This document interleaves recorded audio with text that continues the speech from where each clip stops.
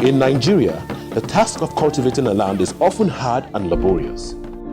But this group of women sing despite the hardship that comes with tilling the ground, because doing so means food on the table, clothes and education for their little ones, and certainly hope for the future. You see, farming is the major source of income for these women who live in different rural areas in Plateau State, Nigeria.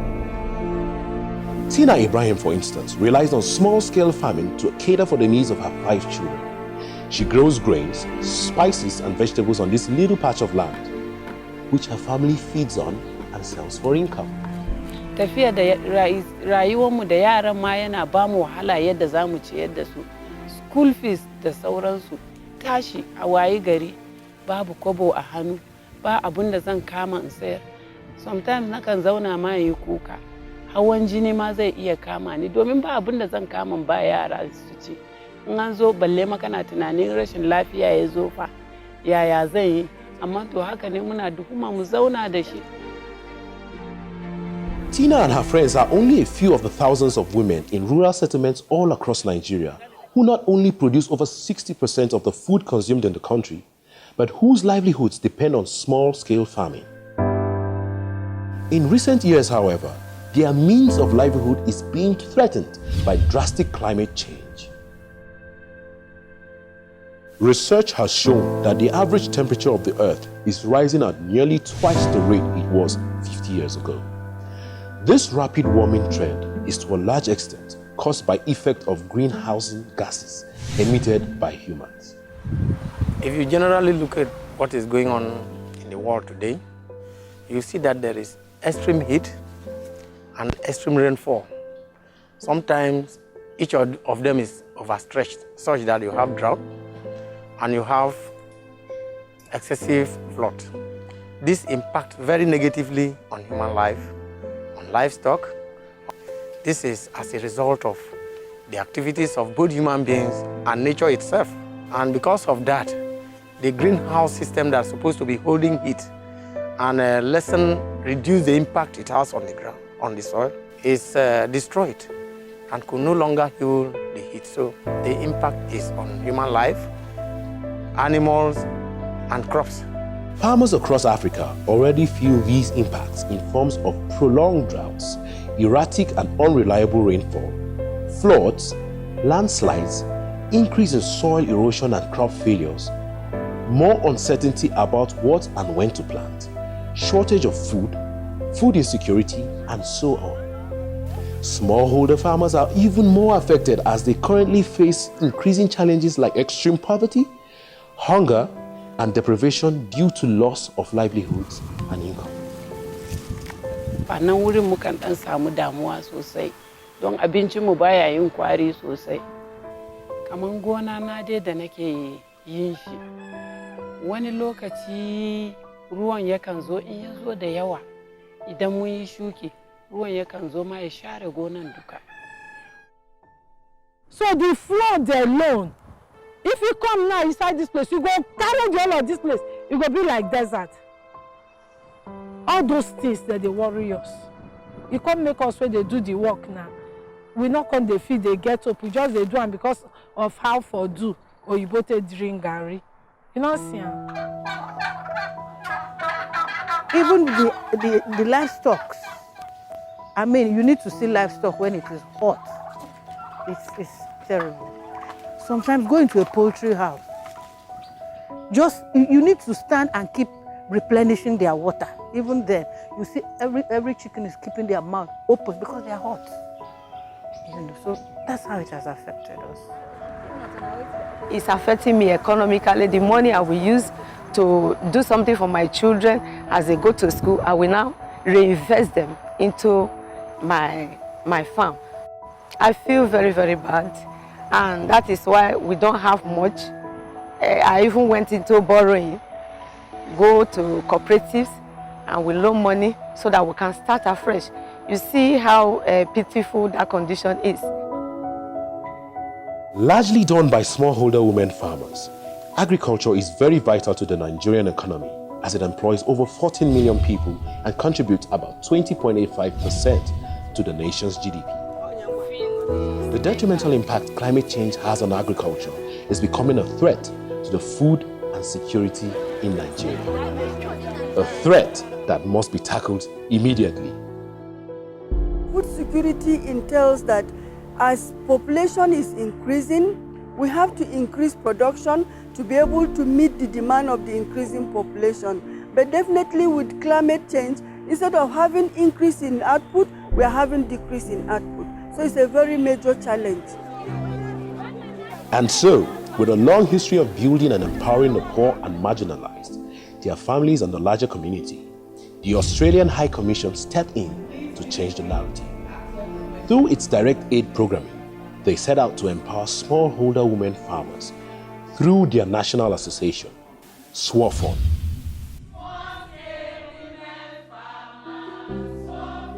The Small Scale Women Farmers Organization in Nigeria, Swofon, is a national grassroots organization, registered CAC organization that was established by ActionAid in 2012. As at the last count, we were over 44,000 cooperatives registered as cooperatives and an association. So we provide that national platform for smallholder women farmers across Nigeria to be able to stand in one voice concerning the issues and challenges that are facing them. 80% of grassroots farmers are in villages, rural communities. And we are trying to protect, advocate for the rights of women, particularly the women farmers. Knowing what we are passing through and knowing the challenges we face in the rural communities, we feel it is very, very important we create awareness, build the capacity of smallholder women farmers for them to be able to tackle the challenges they are facing. And to build the capacity of these smallholder women farmers all across Nigeria, the Australian aid chose to train them with best climate resilient farming practices to combat climate change threats like soil erosion, desert encroachment, flooding, and much more. Training is actually covering 3 broad activities.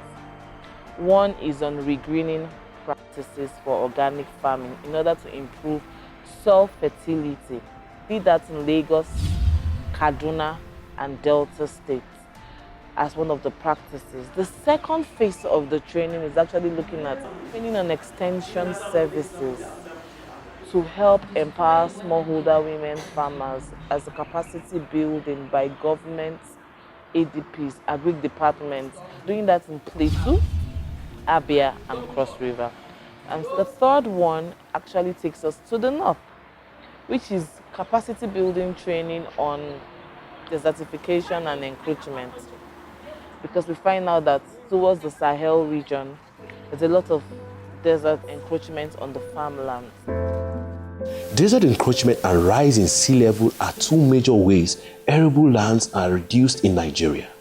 For instance, the 0.2 meter sea level rise has inundated 3,400 kilometers square of the coastal region of Nigeria. As such, coastal settlements like Bonny, Forcados, Lagos, Port Harcourt, Warri, and Calabar are among others that are less than 10 meters above sea level, severely threatened by the increasing rise of sea level. Sadly, small-scale women farmers in these areas are the most affected by this climate change and its negative effects. Climate change has really affected farmers in Delta State as a result of erosion. We've seen situations where a whole farmland, after much investment on the land, flood will come to clear away all the farm. At times, the whole community will be eroded by floods, and this has created a negative impact on the life of farmers. Other challenges are excessive heat. Then another one is acid rain. So flood is one, excessive heat is another one. You have salty water where they cannot produce more. In Osun State in particular, we have trees, the wind will blow some off, everything will fall away. So this climate change has disturbed our crops so much. So if you get this, you are pure water leader?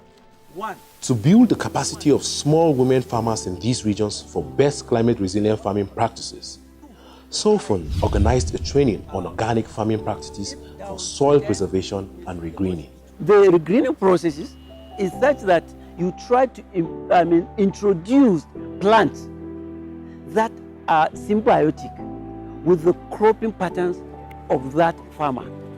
For example, is it legumes?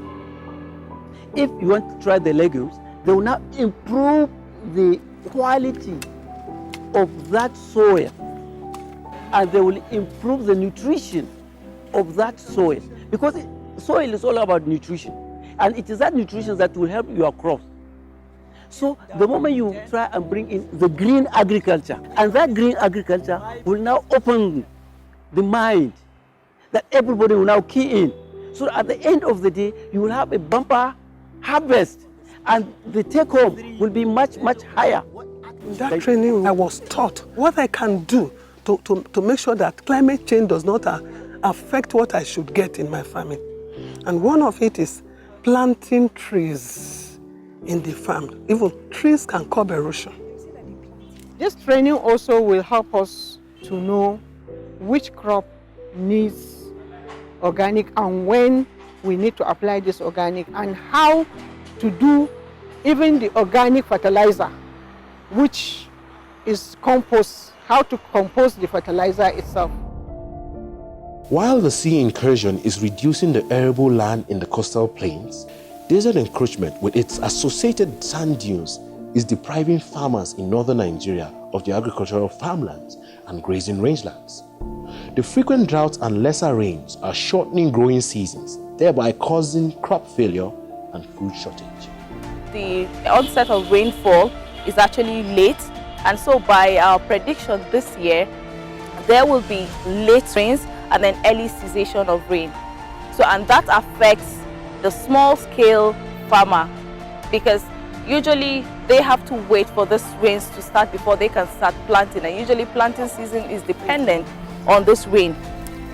One of the problems of certification we are having here is that the entire area is completely dry. There is no windbreaker, and when rainfall is always accompanied with a storm, and there are no trees around to serve as windbreaker. And apart from that, the length of the rainy season is so low.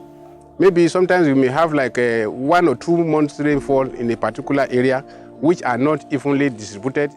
There is a village around this northern Borno that desert encroachment have already encroached about half of the village. Yes, half of the village. They have to vacate that place. So if you are farming and you vacate that place, what will happen to you? That is the truth. That is the certification. And we have cases of flooding. When you rise, everything will just wash away. What do you do? So we have this sandstorm here that when you plant at the tender age, if you don't nurture well, you end up losing more than half of what you plant. And even the duration also is decreasing. So there are a lot of challenges being faced by the farmers. And with the insurgency now, a lot of people, the town is almost overpopulated.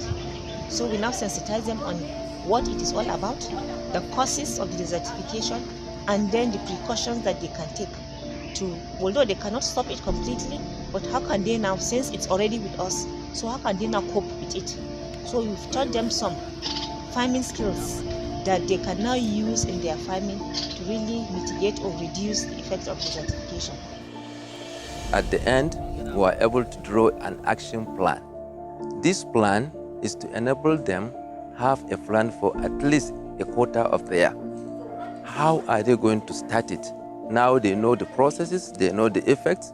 Now how are they going to start mitigation? That is what we wrote on our action plan. I've learned that irrigation farming is the best, because apart from us just depending on the rainy seasons, is really not good as a farmer. So because of that, we had to think of another way out, because we cannot just be depending on rainfall. Amazingly, Swofon is already recording outstanding results in this part of the country. The small-scale women farmers here are practicing food processing and tree planting to mitigate desertification. We will try to see how they will link up with the afforestation staff at that locality, as well as the Zamfara Agricultural Development Project, ADP, and they can even participate in creating nurseries, community nurseries, whereby whoever want to plant can come up with a certain number of its contribution.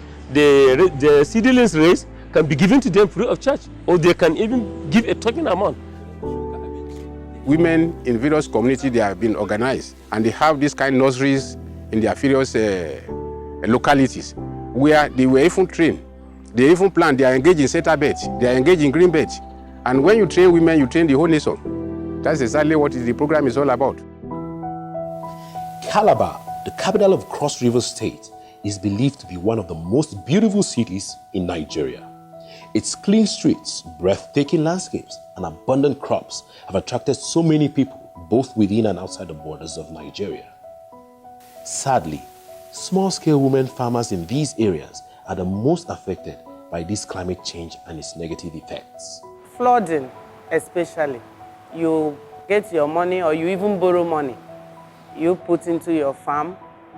Just at the verge of harvesting, flood will wipe off the crops without you getting anything. It's a very big challenge and problems. Climate change is one of the very serious, terror to farmers this side of the country. The woman in the rural community lack information. She doesn't know the forecast of when the rain is coming, when is it likely to stop, which type of crops she should plant for her to be able to harvest in time. So we end up losing our crop in the farm. The only people that can bring such information to us is the extension agent. And sincerely speaking, we don't see them again. For over 20 to 25 years now, we never see extension staff again. This part of the training has to do with extension work, because it is only extension work that work with the rural women. So they are there, they know the problem of the rural women, and as they prefer their own problem, the extension staff will now there on the field provide an interim intervention of their own problem. We thought about crop rotation. We thought about multiple cropping. We thought about changing the planting dates. We thought about cropping pattern and rotation, crop rotation, because they are two different things. Apart from handling the climate change issues and adaptation strategies, we looked at other things that will help them in their farming activities. We call that one enterprise development, teaching them how they can come out from subsistence farming of agriculture to commercial agriculture, teaching them how they can add value to their commodities to get different products, thereby enhancing their income.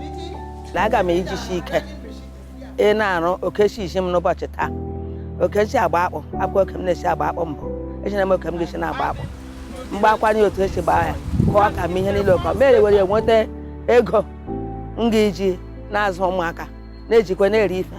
Ana m ewetakwa ndị ke m na-ere ere, ana m erekwa ọka, ana m erekwa ewere garị m ngecha akpụ m, ngecha garị m ma ewere ya na-ere garị ere.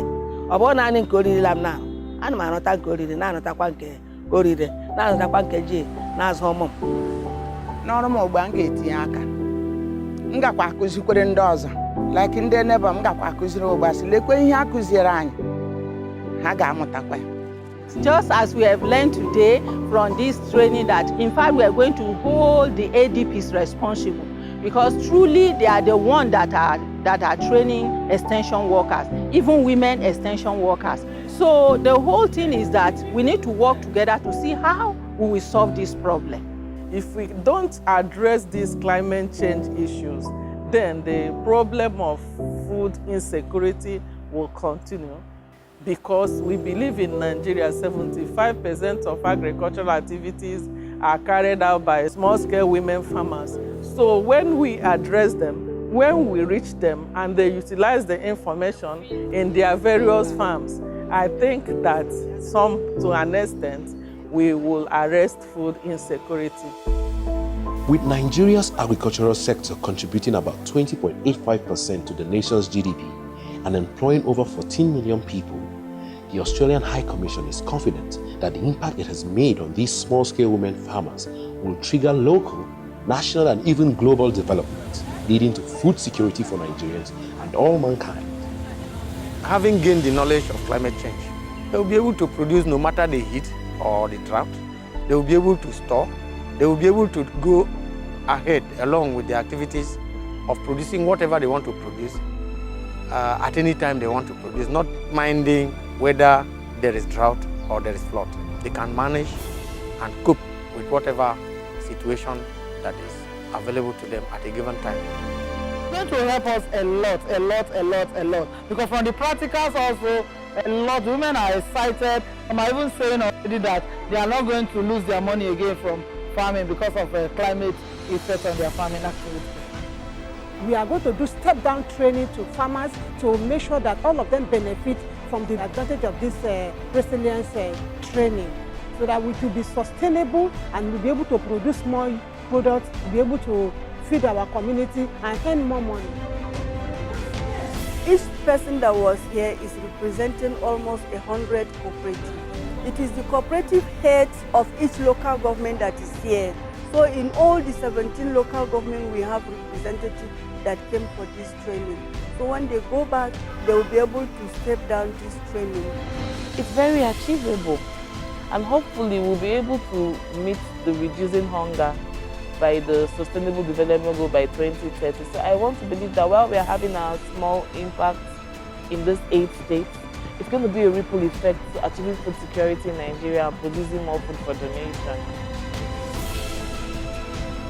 And so, after many years of battling environmental hazards that has resulted in crop failure and food shortage, smallholder women farmers like Tina can now hope for increase in their harvest and a better future for their families and the nation at large. Because of this training, the change we expect that our crop will go better, our economy will go higher, the situation in our area will be enjoyable. So we will be able to stay in the farm to do our work better than during the flooding period. Climate change doesn't necessarily have to hurt us. It doesn't have to. We can do things to prevent it from hurting us. You know, we can actually take advantage of the change in weather and use it for ourselves. So I say thank you, Australian Aid. Thank you for the knowledge, thank you for the support, thank you for the information. We are going to make them proud. Gaskiya na gode ma wayannan mutane sosai da taimakon da suka yi mana, ba mu kaɗai ba, sun yi ma Plateau State gaba ɗaya. Because abinda suka taimaka suka koya mana, ina gan duk garin nan za mu koya musu, mai ɗaukawa ya ɗauka, wanda ya ki ya ji da shi. Me, I thank God well for Heribo. I fit not pronounce the name well. I still thank God for Australian Aid. I still thank God well for this Swofon when I belong to. I am seeing the future great, because I am going to do more than before. Because of the climate change, we just sit down and say, I'm tired. Even as I'm planting, it is not growing. But we are encouraged to plant so that we will have good harvest. Looking at the future, it's a big positive effect on the economy generally, especially once women are involved. You know, women, we take things like a bomb, so like a grenade, let me use that word. So it's going to be a massive effect on the community, and you see the general effect will now extend to the overall nation.